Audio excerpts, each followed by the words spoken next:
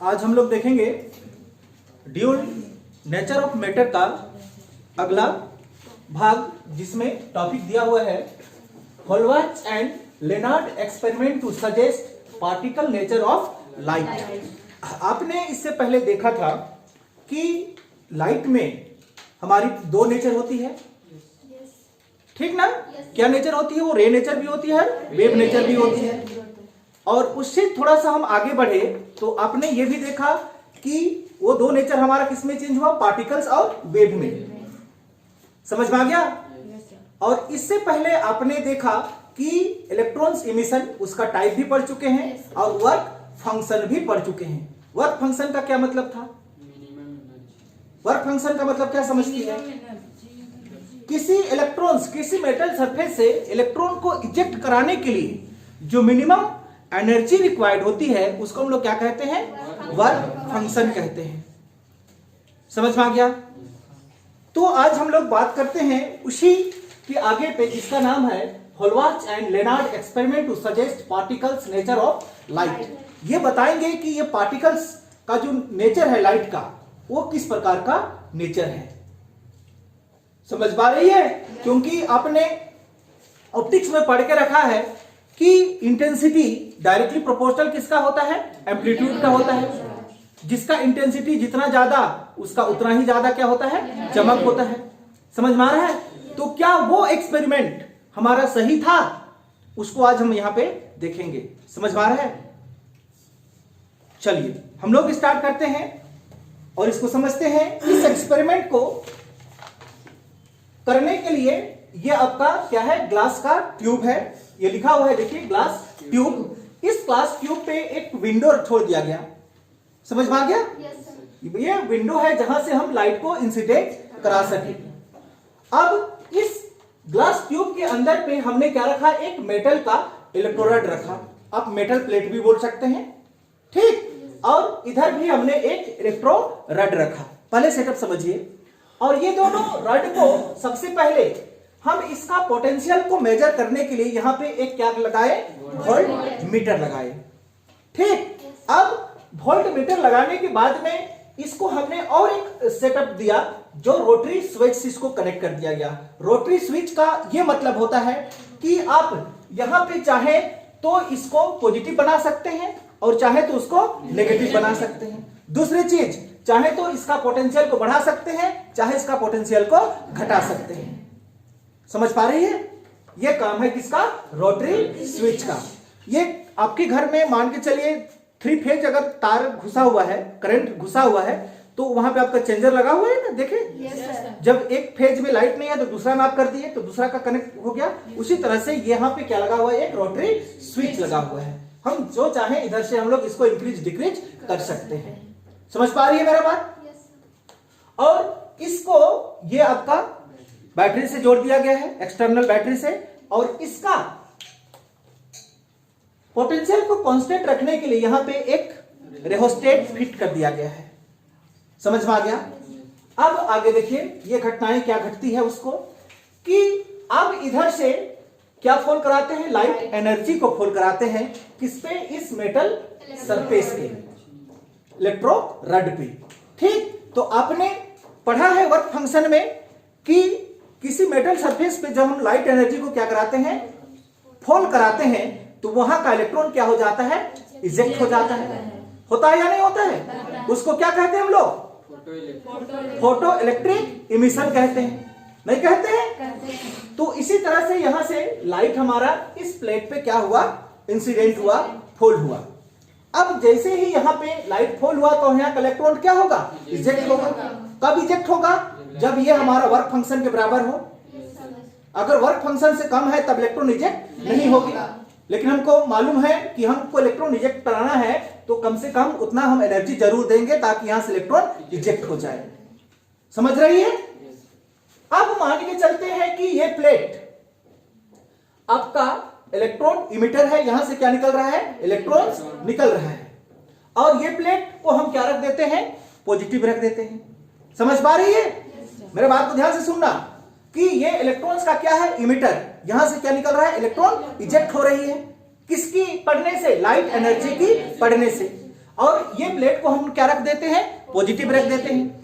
तो यहाँ पे इलेक्ट्रॉन आपका नेगेटिव चार्ज होता है इलेक्ट्रॉन्स में। तो जैसे ही ये इलेक्ट्रॉन्स यहाँ से इजेक्ट होंगे तो ये पॉजिटिव प्लेट्स उसको क्या कर लेंगे, अट्रैक्ट कर लेंगे, क्योंकि उस प्लेट में क्या चार्ज है, पॉजिटिव चार्ज है। इस तरह से इलेक्ट्रॉन यहाँ से इधर मूव करेगा, करेगा या नहीं करेगा। चलिए, ये पहला कंडीशन तो आपने समझा कि ये इधर से इस डायरेक्शन पे मूव करेगा, कौन, इलेक्ट्रॉन्स। अब दूसरी कंडीशन हमने यहाँ पे क्या लगा रखा है, रोटरी स्विच। अब यहाँ का पॉजिटिव जो प्लेट है उसको हम क्या कर देते हैं, नेगेटिव कर देते हैं। क्या कर देते हैं, नेगेटिव कर देते हैं। अब नेगेटिव करने से क्या होगा कि यहां से जो आपका इलेक्ट्रॉन्स निकल रहा है उसमें चार्ज क्या है, नेगेटिव, और ये प्लेट भी क्या है, नेगेटिव। तो इस केस पे वहां पे रिपल्सन होना चाहिए था, है कि नहीं। लेकिन अगर यहां पे इलेक्ट्रॉन्स का जो इंटेंसिटी है, इलेक्ट्रॉन्स का इंटेंसिटी है वो क्या है, अगर हाई है तो विदाउट मतलब एक्सट्रैक्शन फोर्स के भी वो इस डायरेक्शन पे क्या करेगी, मूव कर जाएगी। क्या मेरा बात समझ में आया, एक बार फिर से, कि आपने यहां पे लाइट को इमिट कराया, इसको आप क्या कर दिए, मान के चलिए न्यूट्रल कर दिया अभी, ठीक, इसमें कोई भी चार्ज नहीं है। अब यहां से इलेक्ट्रॉन्स आप इजेक्ट कराए तो वो इलेक्ट्रॉन्स इधर मूव करेगा। क्यों करेगा, क्योंकि यहां पे जो इलेक्ट्रॉन्स के पास में जितना ज्यादा इंटेंसिटी है, जिस इलेक्ट्रॉन के पास में जितना ज्यादा काइनेटिक एनर्जी है, वो इलेक्ट्रॉन्स हमारा इस डायरेक्शन पे मूव करेगा, और जिस इलेक्ट्रॉन के पास में काइनेटिक एनर्जी नहीं है वो इस डायरेक्शन पे मूव नहीं कर पाएगा, यहां से निकला और यहीं पे रह जाएगा। क्या मेरा बात समझ पा रही है, क्योंकि इलेक्ट्रॉन्स को अब ये तो नहीं खींच रहा है, पहले तो उसको इलेक्ट्रॉन्स को क्या कर रहा था, वो खींच रहा था, लेकिन अब ये क्या हो गया है, न्यूट्रल्स हो गया, मान के चलिए। लेकिन यहां से जो इलेक्ट्रॉन्स निकला जिसमें हाई एनर्जी के साथ में निकला, वो इलेक्ट्रॉन्स में क्या हो गया, आपका काइनेटिक एनर्जी होगा, तो वो विदाउट अट्रैक्शन फोर्स के भी ये इस डायरेक्शन पे मूव करेगी। लेकिन जो इलेक्ट्रॉन्स में काइनेटिक एनर्जी नहीं होगा वो इलेक्ट्रॉन इस डायरेक्शन पे मूव नहीं कर पाएगी। क्या मेरा बात समझ पा रही है तुम लोग? Yes sir. आया मेरे बात समझ में?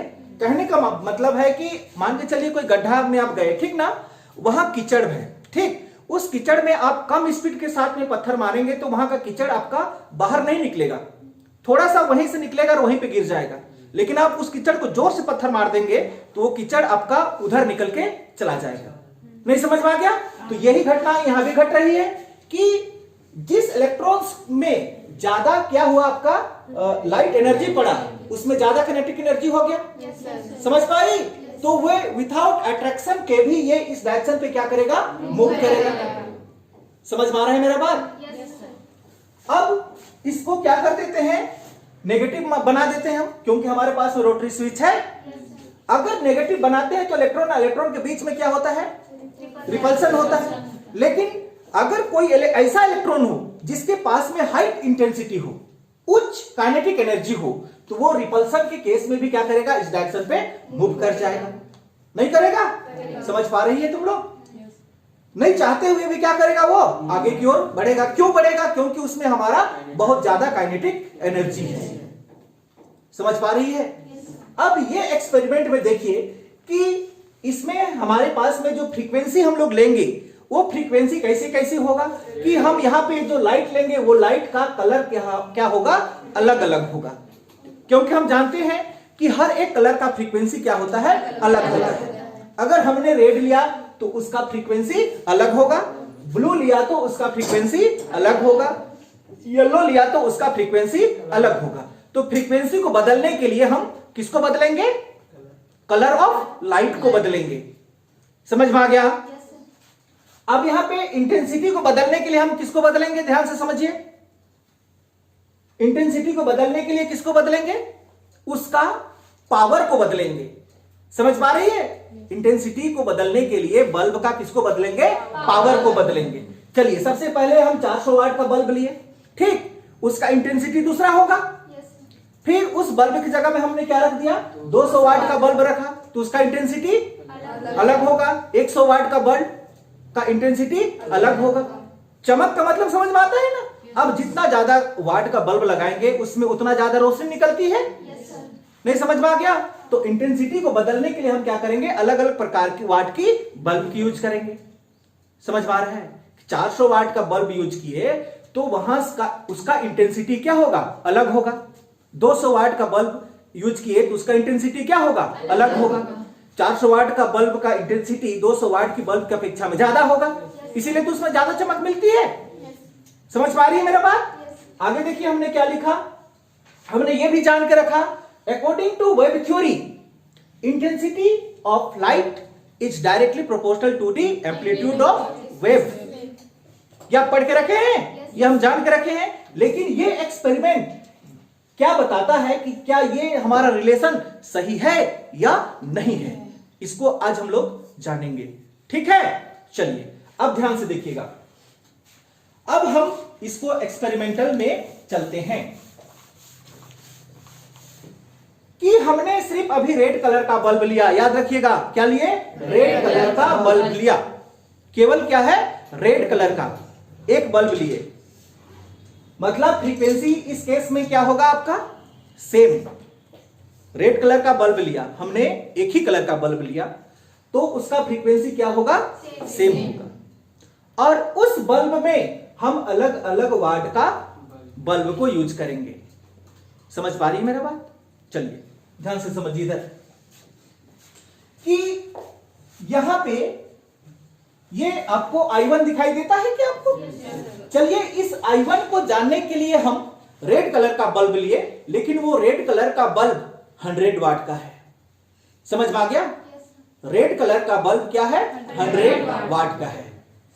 ठीक, अब ये देखिए यहां पे आपका वोल्टेज क्या है? 0, मतलब यहां पे क्या है? वोल्टेज 0।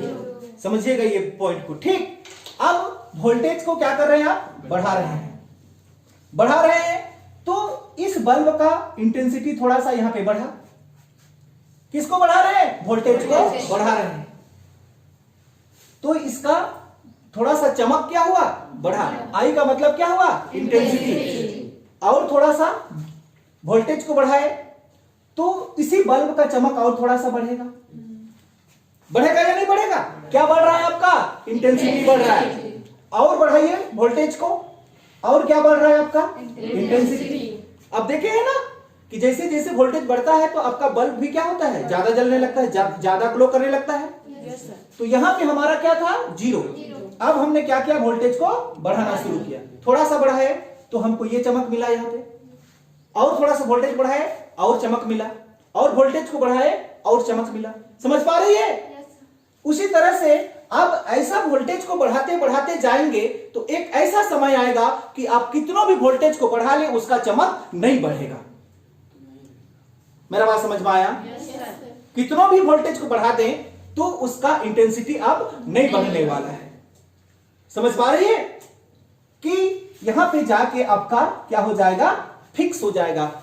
यहां पे जो आपको चमक मिला, हाईएस्ट चमक मिला, हाईएस्ट इंटेंसिटी मिला, इसके बाद में अगर आप वोल्टेज को बढ़ा भी देते हैं तब भी आपको इससे ज्यादा इंटेंसिटी नहीं मिलेगा। समझ में आ गया? और जहां पे आपको हाईएस्ट इंटेंसिटी मिलता है उस पॉइंट को किसके नाम से जानते हैं? बताइए। सैचुरेशन करंट के नाम से जानते हैं। किसके नाम से जानते हैं? सैचुरेशन करंट के नाम से जानते हैं। इसको किसके नाम से जानेंगे? सैचुरेशन करंट के नाम से जानेंगे।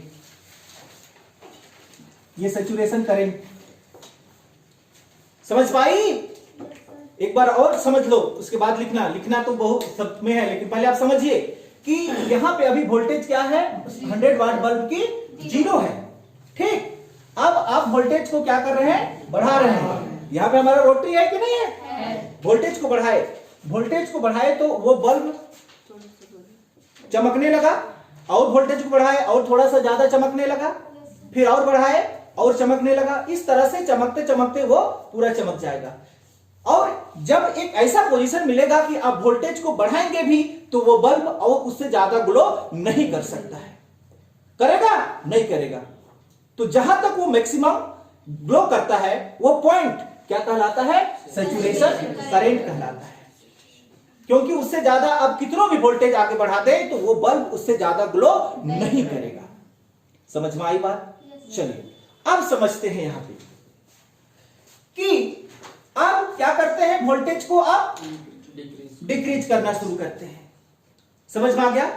डिक्रीज करना शुरू करते हैं, माइनस में लेके आते हैं, तो डिक्रीज करना शुरू करते हैं तो ये यहां पर पहुंचा, ठीक, फिर और कम किए तो इस पॉइंट पे, इस तरह से आपको ये एक पॉइंट मिलता है।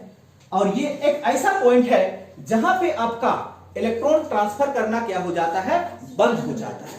इलेक्ट्रॉन ट्रांसफर होगा उसका मतलब करंट हमारा तो ट्रांसफर हो रहा है, लेकिन वो पॉइंट जहां पे हमारा इलेक्ट्रॉन्स ट्रांसफर होना क्या हो जाता है, बंद हो जाता है, उस पॉइंट को हम लोग क्या कहते हैं, स्टॉपिंग पोटेंशियल कहा जाता है।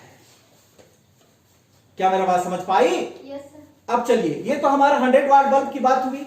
अब उस 100 वाट बल्ब को छोड़ के हम कितना वाट का बल्ब लेते हैं, 200 वाट की बल्ब लेते हैं, लेकिन उसका फ्रीक्वेंसी क्या रहेगा, सेम रहेगा। मतलब रेड लिए हैं तो रेड ही लेंगे, रेड ही कलर का क्या ले रहे हैं अभी, 200 वाट का। अब 200 वाट का है तो उसका इंटेंसिटी ज्यादा होगा 100 वाट की बल्ब की अपेक्षा में, होगा या नहीं होगा? तो देखिए ये उसका ज्यादा है, ये वाला देख रहे हैं आप, यस सर। तो ये यहां पे क्या होगा उसका 0। अब इसको फिर से क्या किए, वोल्टेज को बढ़ाते गए, किस बल्ब के लिए, 200 वाट के लिए। तो वो और क्या करेगा, इधर ग्लो करते जाएगा, और वोल्टेज बढ़ाएंगे और ग्लो करेगा, और वोल्टेज बढ़ाएंगे क्या होगा, और ग्लो करेगा।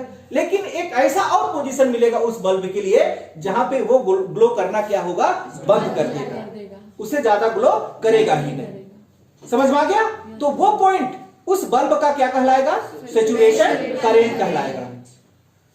समझ पा रही है?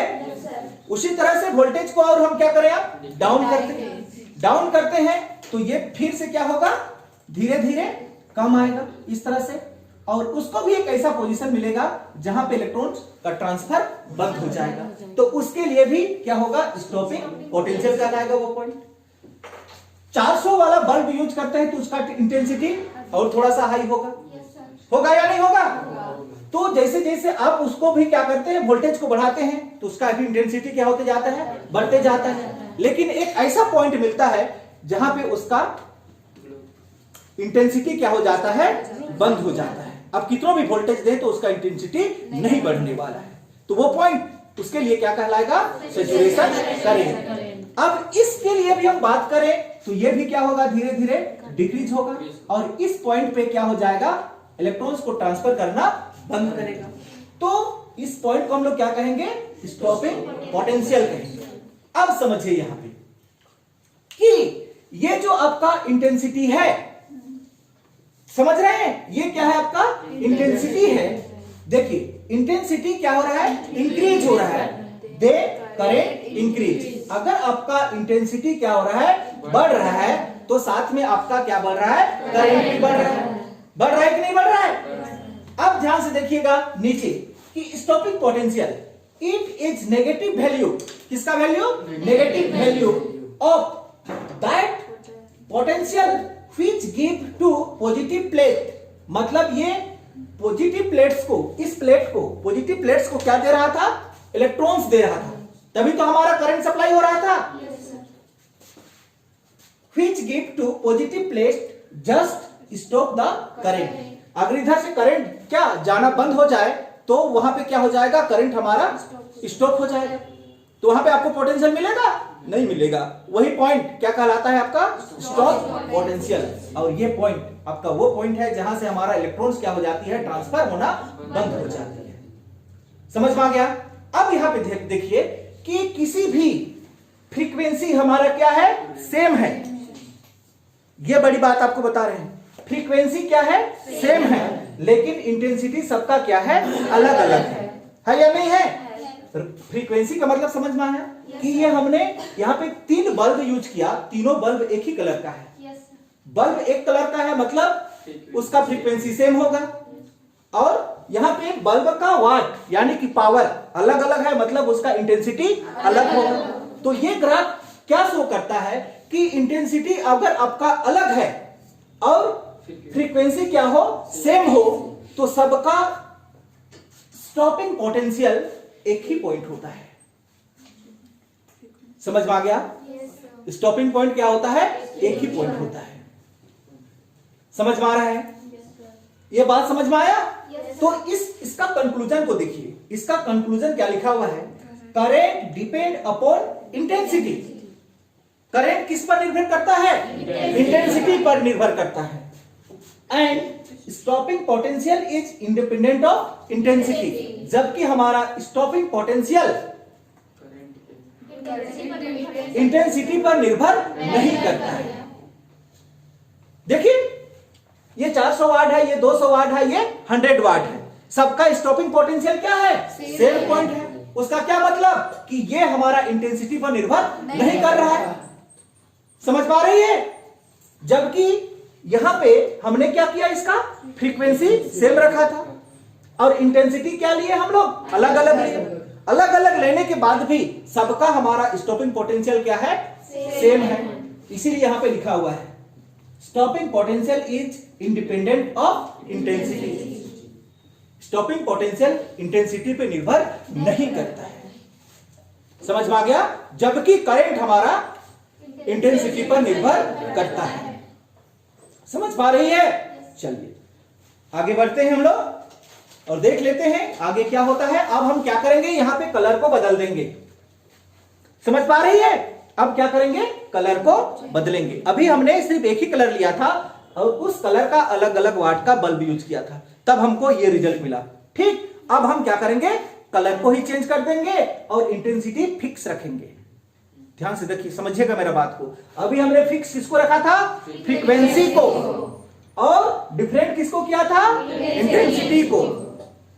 अब हम क्या करेंगे, फ्रीक्वेंसी को क्या करेंगे, बदलेंगे और इंटेंसिटी को सेम रखेंगे। तब क्या घटनाएं घटेगी देखिए। ठीक, चलिए अभी हम लोग किसको चेंज किए, कलर को चेंज किए। अगर कलर को चेंज किए तो क्या चेंज हो गया, फ्रीक्वेंसी चेंज हुआ और आपके पास में सेम वोल्टेज है, मतलब सेम इंटेंसिटी होगा। ठीक, मान के चलिए कि यहां पे आपने 3 कलर यूज किया। मान के चलिए कि कोई रेड है, कोई ब्लू है और कोई ग्रीन है, लेकिन सबका इंटेंसिटी क्या है, I1 है। यहीं से क्या करेंगे, स्टार्ट कर रहे हैं। तो अब यहां पे क्या देखेंगे कि जैसे जैसे आप क्या करेंगे, वोल्टेज को कम करते जाएंगे। ठीक, क्या करते जाएंगे, कम करते जाएंगे।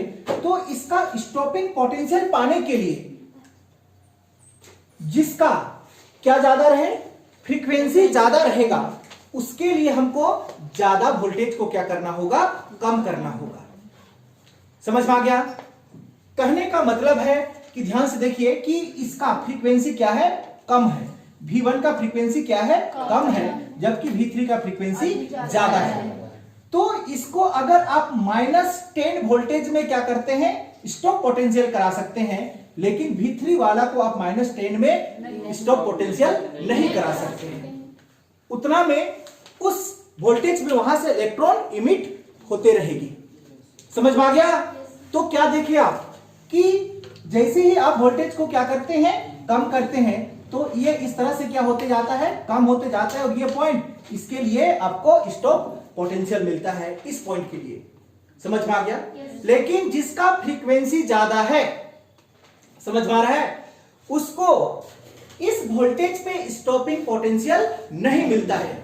उसको स्टॉपिंग पोटेंशियल पाने के लिए उस वोल्टेज को हमको क्या करना होता है, और कम करना होता है, तब जाके वो क्या होता है, स्टॉपिंग पोटेंशियल मिलता है उसको। समझ पा रही है मेरा कहने का मतलब?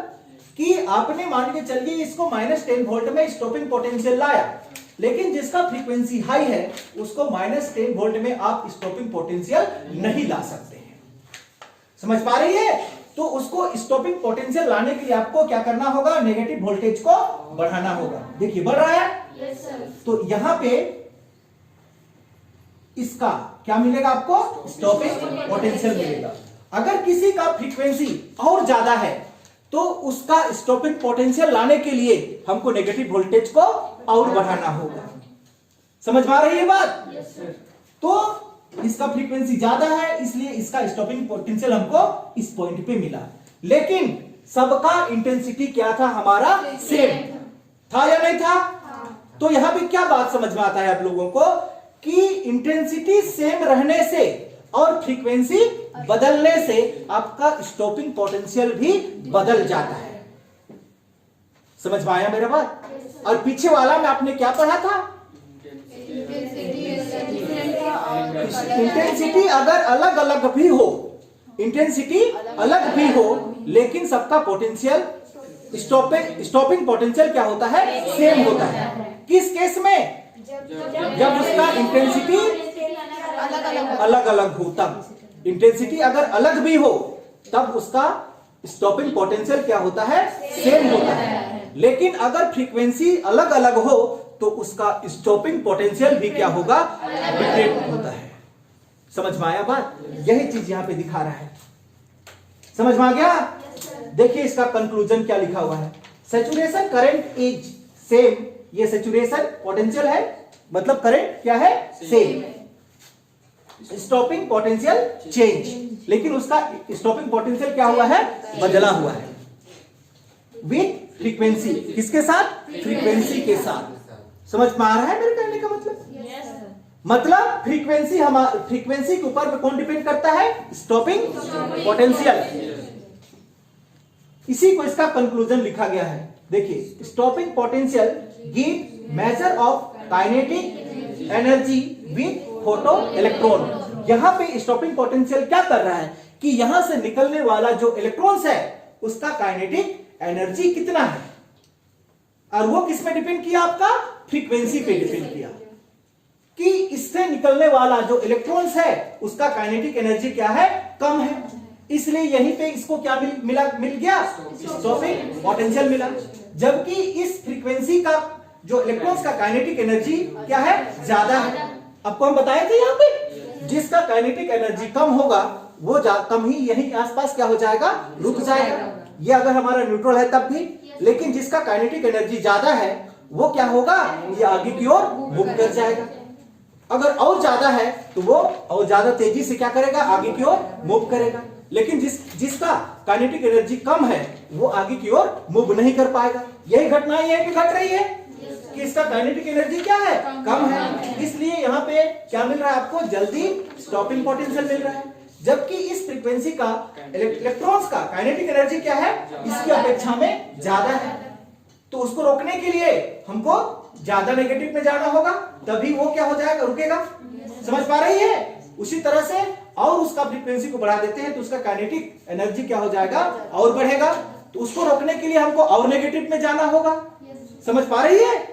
यहां फिर से कि सेम पोटेंशियल हो, लेकिन अगर उसका फ्रीक्वेंसी क्या हो? बदला हुआ हो, तो उसका स्टॉपिंग पोटेंशियल भी क्या होता है? बदलता है। समझ में आया? दूसरा जो हमने पहले पढ़ा, क्या पढ़ा था? अगर फ्रीक्वेंसी क्या हो?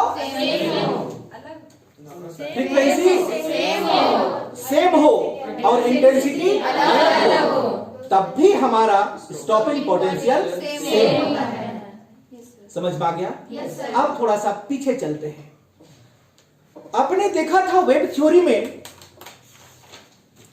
क्या कहा गया था? वेब थ्योरी में I is directly proportional to the A square. ये कहा गया था कि जिसके पास में जितना ज्यादा इंटेंसिटी होगा उसके पास में उतना ज्यादा एनर्जी होगा। यही कहा गया था। जिसके पास में जितना ज्यादा इंटेंसिटी उसके पास में उतना ज्यादा एनर्जी। आपने पीछे याद कीजिए कि इंटेंसिटी सबका क्या था? अलग अलग था, लेकिन सबका स्टॉपिंग पोटेंशियल क्या था? सेम था। तो इस तरह से तुम्हारा वेब थ्योरी यहां पे क्या होता है? फेल होता है। नहीं समझ में आया? इंटेंसिटी सबका अलग अलग था तो स्टॉपिंग पोटेंशियल सबका क्या था? सेम था। जबकि वेब थ्योरी क्या कहा गया था कि जिसका जितना ज्यादा इंटेंसिटी उसका उतना ज्यादा एनर्जी। लेकिन एनर्जी तो हमको सबका सेम मिला। सेम मिला कि नहीं मिला? काइनेटिक एनर्जी सबका स्टॉपिंग पोटेंशियल क्या हुआ? सेम हुआ। मतलब क्या यहां पे समझ में आया? वो थ्योरी क्या होता है? फेल होता है। हमको वहां पे दिखाई नहीं देता है। समझ पा रही है मेरे बात? बहुत बढ़िया से समझना कि यहां पे वेब थ्योरी क्या होता है? फेल होता है। आपने पढ़ा था ना कि I is directly proportional to the A square, कि जिसके पास में जितना ज्यादा इंटेंसिटी होगा उसके पास में उतना ज्यादा एनर्जी होगा। हमने वेव थ्योरी में पढ़ के रखा, I is directly proportional to the A square. ठीक, लेकिन आपने जस्ट इससे पीछे क्या देखा कि सबका इंटेंसिटी अलग अलग था, नहीं था? किसी को हम 400 वोल्ट लिए थे, किसी को 200 लिए थे, किसी को 100 लिए थे, लेकिन सबका स्टॉपिंग पोटेंशियल सेम था या नहीं था? तो कहां से ये हमारा प्रूव होता है कि I is directly proportional to the A square? यहां पे तो हमको सबको एक ही एनर्जी मिल रहा है, चाहे उसका इंटेंसिटी कितने भी हो। नहीं समझ पा रही है? सबका एनर्जी क्या हो रहा है? सेम हो रहा है। तो इस तरह से इस जगह पे आपका वेव थ्योरी क्या होता है? फेल होता है। समझ पा रही है? अब फेल होता है तो अब आगे क्या किया गया उसको हम लोग फिर से जानेंगे। ठीक, चलिए इससे जाने से पहले और थोड़ा सा हम लोग पढ़ लेते हैं जिसका नाम है थ्रेशोल्ड फ्रीक्वेंसी। ये फ्रीक्वेंसी आप देखें तो आपने वर्क फंक्शन पढ़ा था। वर्क फंक्शन में क्या आपने जाना था कि इलेक्ट्रॉन्स को इजेक्ट कराने के लिए मिनिमम एनर्जी की रिक्वायर्ड होती है, उसको क्या कहते हैं? वर्क फंक्शन कहते हैं। अब हम लोग यहां पे क्या पढ़ रहे हैं? Threshold frequency. तो किसी मेटल सरफेस से इलेक्ट्रॉन को इजेक्ट कराने के लिए मिनिमम जितनी फ्रीक्वेंसी की आवश्यकता होगी उस फ्रीक्वेंसी को हम लोग क्या कहेंगे? थ्रेशोल्ड फ्रीक्वेंसी कहेंगे। नहीं समझ में आया? पिछले बार में आपने क्या देखा था कि मेटल सरफेस से इलेक्ट्रॉन्स को इजेक्ट कराने के लिए जितनी एनर्जी की रिक्वायर्ड होती थी उसको आपने वर्क फंक्शन कहा। लेकिन इस केस में क्या कहेंगे कि किसी मेटल सरफेस से इलेक्ट्रॉन को इजेक्ट कराने के लिए जितनी मिनिमम फ्रीक्वेंसी की आवश्यकता होगी उसको थ्रेशोल्ड फ्रीक्वेंसी कहेंगे। क्या मेरा बात समझ में आया? एनर्जी रिक्वायर्ड थी उसको वर्क फंक्शन और फ्रीक्वेंसी रिक्वायर्ड होगी उसको थ्रेशोल्ड फ्रीक्वेंसी। समझिए? इसका ग्राफ कैसे बनेगा? किसका ग्राफ? अभी सेम वोल्टेज है, उसका इंटेंसिटी मतलब सेम रहेगा और फ्रीक्वेंसी अलग अलग। ये तो ये बनाया ना? नहीं समझ में आया? ये यहां पे केवल आपका 100 वोल्ट है, 100 वाट है। ठीक, लेकिन 100 वाट है तो ये वाला नीचे वाला आप देख रहे हैं, ये आपका दूसरा कलर का है, क्योंकि दूसरा कलर का आपका फ्रीक्वेंसी क्या होगा? अलग होगा। और फ्रीक्वेंसी अलग होगा तो उसका काइनेटिक एनर्जी भी क्या होगा? अलग होगा। तो मान के चलिए कि हम यहां पे ग्रीन ले लिए हैं या ब्लू ले लिए हैं या वायलेट ले लिए हैं। ठीक, तो इसका फ्रीक्वेंसी क्या होता है? सबसे कम होता है। हम 100 वाट का ही यूज किए हैं यहां पे, लेकिन उसका कलर क्या है? अलग है। कलर क्या है? अलग है। तो कलर अलग होने से उसका फ्रीक्वेंसी क्या हुआ? बदल गया। तो फ्रीक्वेंसी बदला तो उसका जो काइनेटिक एनर्जी है वो क्या है? कम है। और काइनेटिक एनर्जी कम होने से इसको हम जल्दी स्टॉप कर सकते हैं इसी पॉइंट पे। ठीक, और 100 वाट का और दूसरा बल्ब लिए जो जिसका कलर मान के चलो ब्लू है, तो पहले वाली की अपेक्षा में उसका जो इलेक्ट्रॉन्स है उसका काइनेटिक एनर्जी क्या है? ज्यादा है। तो उस काइनेटिक एनर्जी को रोकने के लिए हमको और ज्यादा क्या लगाना होगा? फोर्स लगाना होगा। इसलिए हम उसका और ज्यादा फोर्स लगाए। समझ में आया? और एक तीसरा लिए 100 वाट का ही, लेकिन उसका कलर क्या है? दूसरा है। समझ में आया? तो उससे निकलने वाला जो फ्रीक्वेंसी है वो क्या है? हाई है। तो उसका काइनेटिक एनर्जी भी क्या होगा? हाई होगा। और उसको रोकने के लिए हमको ज्यादा बल लगाना होगा। नहीं समझ में आया? बताते हैं कि कोई मान के चलो मेरे पास आता है लड़ने के लिए। ठीक, अगर थोड़ा सा मेरा से कमजोर है, मोटा मोटा दुबला मतलब दुबला पतला जैसा है, तो उसको हम एक हाथ देंगे तो वो भाग जाएगा। ये कहानी यहीं पे हुई ना, क्योंकि इसके पास में एनर्जी नहीं है, ये जल्दी भागेगा। लेकिन जैसे जैसे 3-4 मोटा तगड़ा आदमी आएगा तो हम उसको रोक पाएंगे? नहीं रोक पाएंगे। उसको रोकने के लिए हमको और आदमी मंगाना पड़ेगा। यही इधर बढ़ रहा है। देखो, समझ में आया? समझ में आ गया? नहीं समझ में आया? यही है। एक बार फिर से आपको बताते हैं कि आपने अभी क्या रखा है, इंटेंसिटी को सेम रखा है और किसको बदला है, फ्रीक्वेंसी को बदला है। फ्रीक्वेंसी के बदलने से आपका पोटेंशियल, स्टॉपिंग पोटेंशियल बदल जाता है। समझ में आ गया?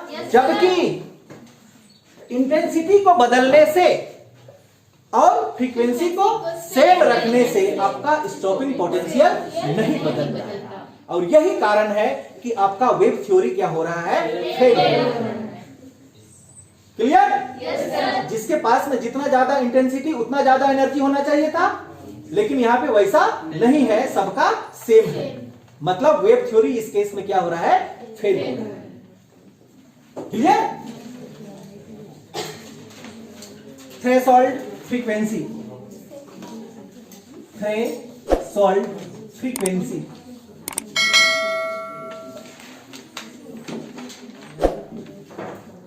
थ्रेशोल्ड फ्रीक्वेंसी का मतलब समझ में आ गया होगा कि वो मिनिमम फ्रीक्वेंसी जिस फ्रीक्वेंसी से हम मेटल सरफेस से इलेक्ट्रॉन्स को इजेक्ट करा सके, वो फ्रीक्वेंसी क्या कहलाती है, थ्रेशोल्ड फ्रीक्वेंसी कहलाती है। It is the minimum V not. यहां पे समझिएगा, therefore काइनेटिक एनर्जी मैक्सिमम आपने लिखा, इधर लिखा हुआ था छोटा सा, therefore काइनेटिक एनर्जी क्या था आपके पास में, मैक्सिमम किसका, इलेक्ट्रॉन्स का।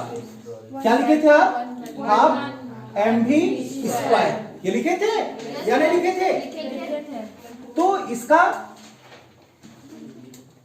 ईवी यानी कि नोट, इसका ऐसा यूनिट, ये भी नोट क्या है आपका, स्टॉपिंग पोटेंशियल, ये क्या है आपका, स्टॉपिंग पोटेंशियल। ठीक, और यहां पे आपने ये थ्रेशोल्ड फ्रीक्वेंसी को किससे डिनोट किया, वी नोट से।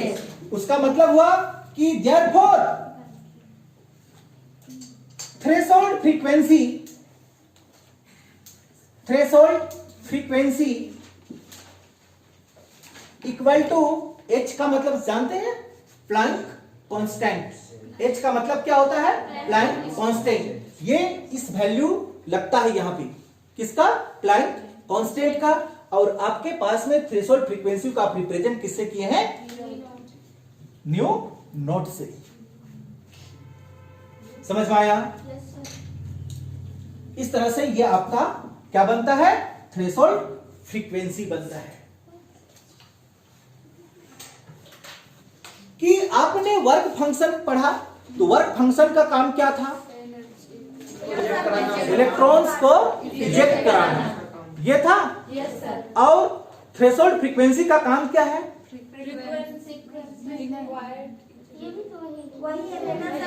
इलेक्ट्रॉन्स को इजेक्ट कराना। दोनों का काम क्या है, सेम है, मतलब दोनों बराबर है। नहीं समझ में आया? वर्क फंक्शन का भी क्या काम था, इलेक्ट्रॉन्स को मेटल सरफेस से इजेक्ट कराना। थ्रेशोल्ड फ्रीक्वेंसी का क्या मतलब है, इलेक्ट्रॉन्स को मेटल सरफेस से इजेक्ट कराना। यानी कि वर्क फंक्शन और थ्रेशोल्ड फ्रीक्वेंसी बराबर है। समझ में आ गया है? therefore work function equal to threshold frequency. समझ में आई होगी बात? हाँ, तो यहां पे वर्क फंक्शन के लिए phi not equal to threshold frequency h nu not, h nu not. अब एनर्जी अब ज्यादा देते हैं, किससे, भी नोट से ज्यादा फ्रीक्वेंसी देते हैं, तब क्या होगा, एक बार मेरा बात ध्यान से सुनना, कि फ्रीक्वेंसी, थ्रेशोल्ड फ्रीक्वेंसी का मतलब क्या है, सिर्फ इलेक्ट्रॉन्स को सरफेस से बाहर निकालना, मेटल सरफेस से बाहर निकालना। अगर आप उस फ्रीक्वेंसी को क्या कर देते हैं, बढ़ा देते हैं, तो वो मेटल सरफेस से इलेक्ट्रॉन को तो निकालेगा, लेकिन साथ में उसको गति भी दे देगा। हाँ, मूव भी कराएगा ना, नहीं कराएगा? समझ पा रहे हैं? जैसे कि ये आपका मेटल सरफेस है, ठीक, इसमें आपने क्या दिया, थ्रेशोल्ड फ्रीक्वेंसी दिया। थ्रेशोल्ड फ्रीक्वेंसी का काम क्या है कि यहाँ का इलेक्ट्रॉन्स को यहाँ से बाहर निकालना, ठीक। लेकिन ये फ्रीक्वेंसी को आप क्या कर देते हैं, हाई कर देते हैं, बढ़ा देते हैं, तब क्या होगा, ये इलेक्ट्रॉन्स को तो यहां से निकालेगा ही निकालेगा, साथ में जो निकला हुआ इलेक्ट्रॉन है उसको गति भी दे देगा, काइनेटिक एनर्जी भी दे देगा। किसको बढ़ाने से, फ्रीक्वेंसी को बढ़ाने से। थ्रेशोल्ड फ्रीक्वेंसी का काम क्या है, केवल इलेक्ट्रॉन्स को मेटल सरफेस से बाहर निकालना। अगर उस फ्रीक्वेंसी को बढ़ा देते हैं तो इलेक्ट्रॉन्स को बाहर तो निकालेगा और साथ में उसको क्या दे देगा, काइनेटिक एनर्जी भी देगा। नहीं देगा क्या, देगा। चलिए नेक्स्ट टॉपिक है हमारा Einstein photo electric equation.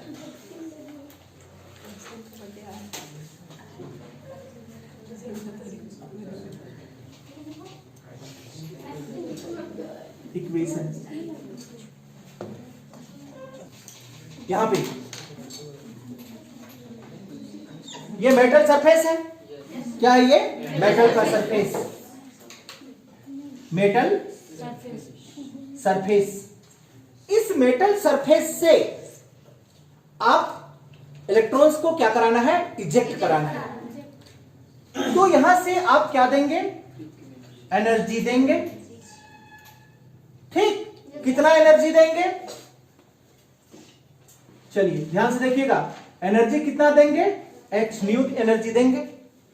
h new का मतलब क्या होता है, लाइट एनर्जी। लाइट एनर्जी को रिप्रेजेंट किससे किया जाता है, h न्यू से। ये लाइट एनर्जी है, हमारा फ्रीक्वेंसी है। इस फ्रीक्वेंसी को किसमें दिए आप, मेटल सरफेस से दिए, ठीक। अब इस लाइट एनर्जी का कुछ भाग यहां का मेटल से इलेक्ट्रॉन्स को निकालने में खर्च हो जाता है। समझ में आया? कितना एनर्जी खर्च होता है, 5 नॉट एनर्जी खर्च हो जाता है, जिसको हम वर्क फंक्शन के नाम से जानते हैं। समझ में आ गया? चलिए आपको हम एक एग्जांपल देते हैं। मान के चलिए आप किसी गड्ढे पे गिरे, ठीक। आपके पास में इतना एनर्जी है कि आप गड्ढे से निकल जाएं बाहर, और बाहर निकल के आप वहां से चल के अपना घर भी जाएं। समझ में आ गया? तो यहां पे टोटल एनर्जी कितना है, h न्यू है।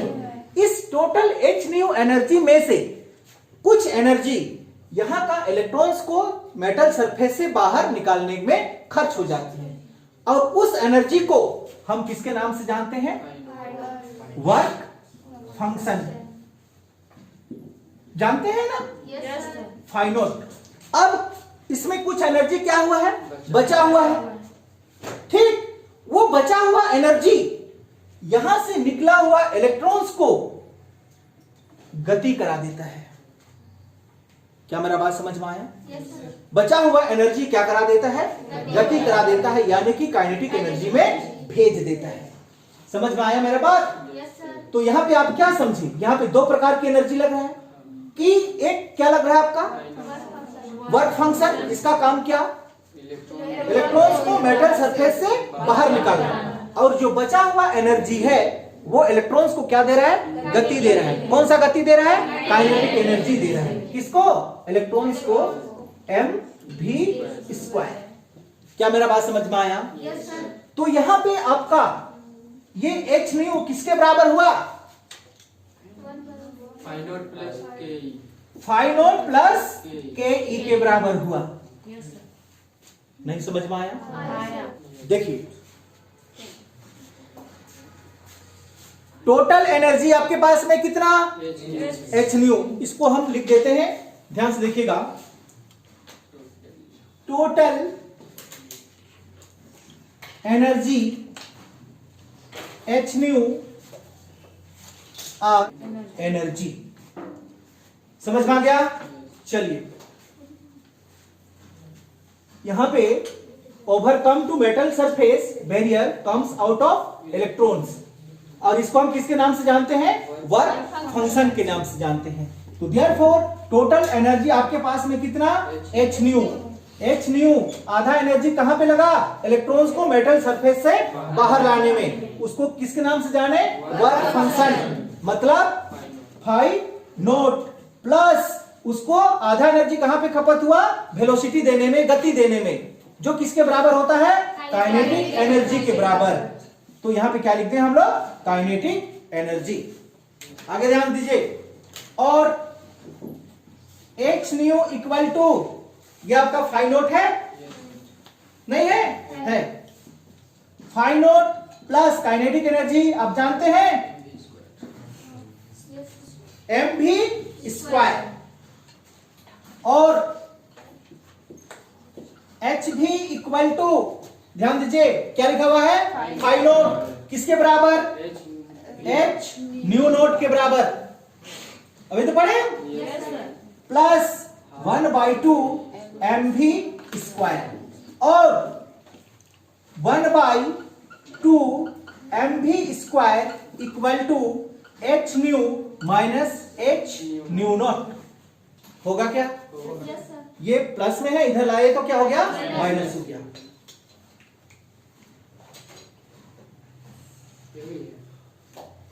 और 1/2 एम भी स्क्वायर इक्वल टू